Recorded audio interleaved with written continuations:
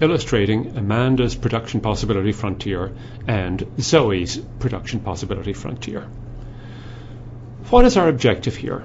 Our objective here is to show that it is possible for Zoe and Amanda to do better if they specialize in producing the good they are most efficient at producing and then trade with the other, relative to a situation where they divide their own time between the production of both of the goods. So we have illustrated what these production possibility frontiers are.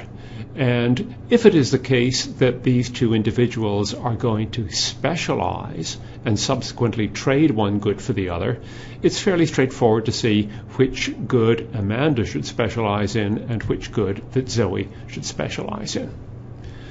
Now, let's just assume, for the sake of illustration, that before they decide to specialize, that each of them devoted half of their time to producing each of the two goods. Well, if that was the case, Amanda would have been able to produce 6 units of fish and 9 units of vegetable. By allocating all of her time to fish, she can produce 12 units, so by allocating half of her time, she can produce 6 units. By the same reasoning, she can produce 9 units of vegetables. So let's just suppose that that is the way she allocated her time when she was living in a completely independent environment. If Zoe had done the same thing, that is to say, she had allocated half of her time to each of the goods, she would have been able to produce 9 units of fish and 4.5 units of vegetable for exactly the same reason. Now, in the environment where they each decide to specialize, it's obvious that Amanda is going to specialize in vegetable because she is more efficient in producing vegetables than Zoe with the given amount of time, and Zoe will specialize in the production of fish because she is more efficient than Amanda in doing that. So what we have here is a situation in which Amanda is absolutely more efficient in producing vegetables than Zoe, and Zoe is absolutely more efficient in producing fish than Amanda is. So it's obvious that Amanda is going to specialize in vegetables and that Zoe is going to specialize in fish. Now you can immediately see here, even though we are dealing with a specific example, you can immediately see here that the total amount of production in the economy is going to be larger when the individuals specialize than when they do not. With specialization, the total amount of vegetable in the economy is 18, and the total amount of fish in the economy is 18. In contrast, in the situation where each of them devoted half of their time to fish and half of their time to vegetables, we can see that the total amount of fish produced is 6 units plus 9 units, which is 15, and the total amount of vegetables produced will be 9 units plus 4.5 units, which will be 13.5 units. So in this particular case, where the individuals specialize, the total amount produced in the economy is going to be larger than the total amount produced when each of the individuals operated on their own. And the reason for that is not very difficult to see. The reason is that if you devote all of your time to specializing in the good where you are most efficient, then there should be some aggregate gain in the economy rather than devoting half of your time to the good where you are less efficient. So in the case of specialization, each individual is devoting all of their time to the good where they are most efficient, whereas when they don't specialize, they devote part of their time to the good where they are less efficient. And that is what we have stated here in the block on the right-hand side. So the important thing here is that if they now decide to trade, they have the potential to consume more than they consumed when they each allocated half of their time to the production of each of the goods. Well, having decided to specialize, they must come to an agreement on how many units of vegetable they will trade for how many units of fish. What is the trading rate going to be?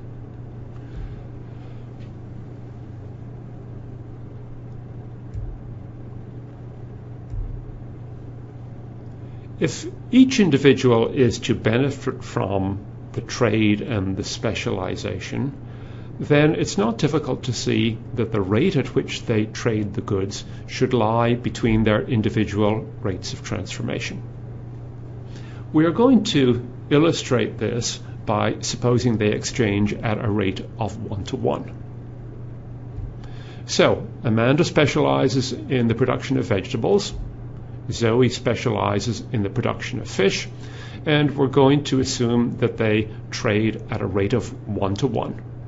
So if we draw a line between the specialization points and they are willing to trade at a rate of 1 unit of vegetable for 1 unit of fish, then the line that joins these 2 points will represent their consumption possibilities. So with specialization and trade at a ratio of 1-to-1, they are able to consume along the line joining these specialization points. So how can we see that there is an advantage here, given that each of them might not want to consume all of what she produces? Well, let's suppose that Amanda, having specialized in vegetables, decides to trade with Zoe, who specializes in fish, and Amanda decides she wants to trade away some of the 18 units of vegetables to Zoe in return for getting some of the fish that Zoe has produced. Well, suppose, again, to be specific, that they each trade 8 units of the good in which they specialize.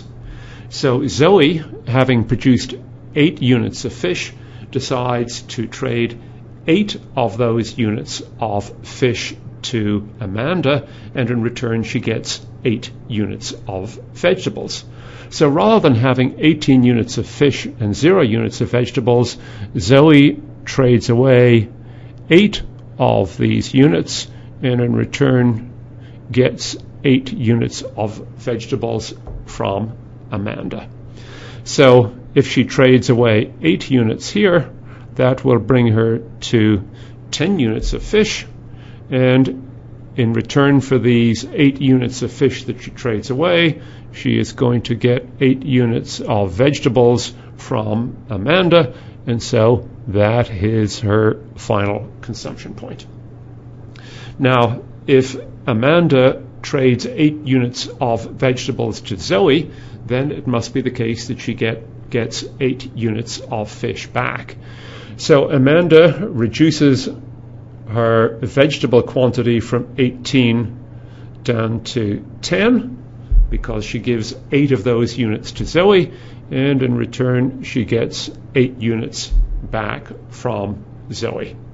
So she reduces her vegetable quantity by 8. We'll put a little negative sign there, and she increases her fish quantity by 8. So she now can consume 8 units of fish and 10 units of vegetables. You'll notice here that relative to the initial consumption bundle, that Amanda is now consuming more of each good. Initially, we assumed, just for the sake of illustrative purposes, that she allocated half of her time to the production of each of the goods. In that scenario, she was able to produce and consume 6 units of fish and 9 units of vegetable. But in the new scenario, she is able to consume more of both of the goods. Zoe finds herself equally in a beneficial position. In the situation where she allocated half of her time to each good, she was able to produce and consume 9 units of fish and 4.5 units of vegetables, but now she is able to consume 10 units of fish and 8 units of vegetable.